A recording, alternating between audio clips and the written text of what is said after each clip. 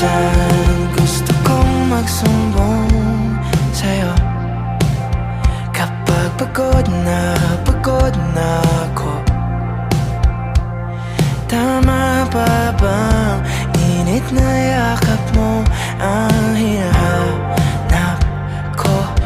Minsan gusto ko tumawag sa'yo para lang marinig ko ang boses mo. Mali na ba kapag nakangiti ako?